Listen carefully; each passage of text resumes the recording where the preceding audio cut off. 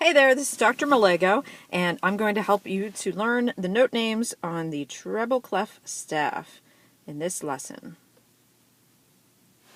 So the first thing we need if we're going to learn the note names is somewhere to put them. So we're going to have ourselves a staff right here.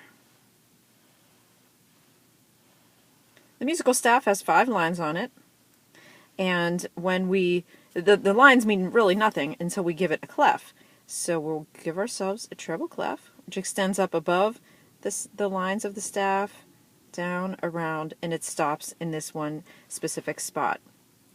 And where it stops, you'll notice right here, that marks where the note name G will be. And so the treble clef staff, the treble clef is also sometimes called the G clef. And the reason for that is that it shows us where the note G occurs.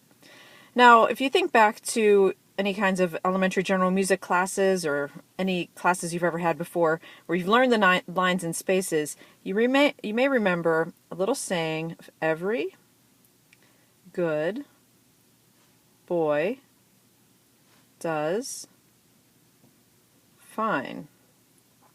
And what that saying does is helps us identify where the notes would be on the staff. So we could have E, G, B, D, and F.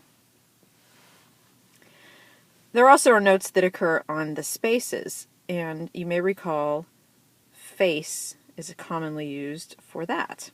And so those would be the notes that happen in the spaces here. F, A, C, and E. Now, sometimes notes fall outside on the higher or lower than on the staff, but these are the note names that are exactly on the staff. One thing that you can hopefully see is that you go from E to F to G, A, B, C, D, E, and F. So it's the musical alphabet which runs from A to G. We don't go on to H. No H. We move from G, we go right to A again through to G. And that's important to know because if you remember where this G is, where G is located, which we found out with that circle, with that spot right there, then you can figure out any note on the treble clef staff. So let's get a new slide here, and let's take a look at some notes that might be above or below the staff. So we'll quickly give ourselves a staff here. 4 and 5 lines. We have clef. Again, it's showing us where G is.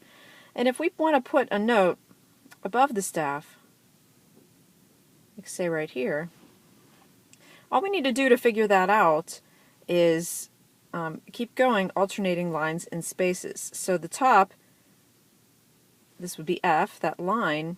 So the space above it, if we're going with the musical alphabet, which goes from A to G, all over and over and over again, after F comes G.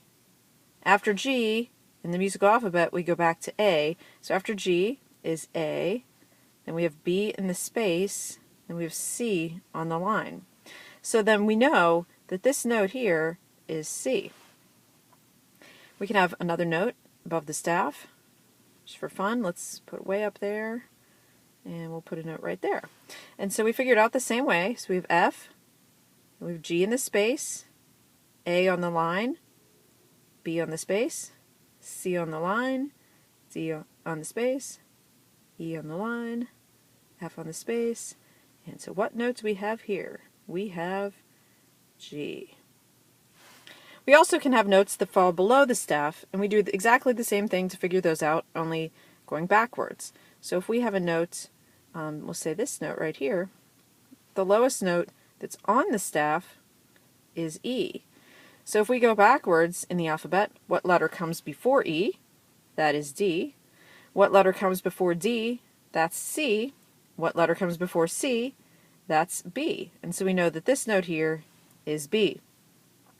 these notes can go in infinite ways above or below the staff. There's really, the only thing that stops you from how high or how low you're going to go above or below the staff is when the instrument that's playing runs out of notes. So for example, if you're on a piano, at some point the 88 keys is over and you're done. You can't have a note that's higher than that. But with electronics, you can, who knows how high you can go. So typically we don't go terribly crazily high or below, but that should hopefully help you to understand where the lines and spaces are. So let's do a little bit of practicing. We'll have a little staff here, and what I'm going to do is I'm going to put some notes on the staff, and then I'm going to give you some time to figure them out wherever you are, where you're watching this. And I'm going to use this little circular, this little drawing thing. So let's put a note right here.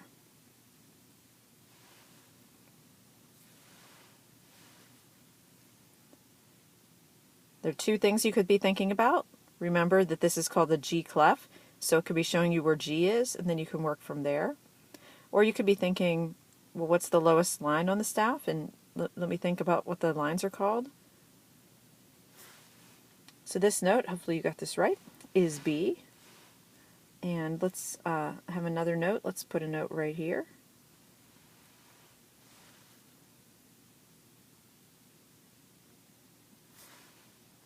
And that is F. Let's put a note above the staff. Let's put one right up here.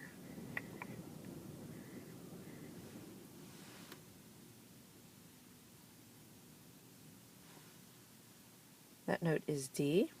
And let's put a note below the staff.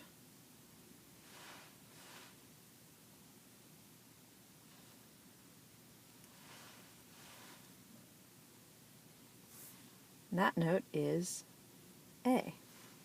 So I hope this has been helpful to you, and we'll have some practice exercises if you're taking my class, and some assessments on this, but you can watch it as many times as you'd like to review. Thank you.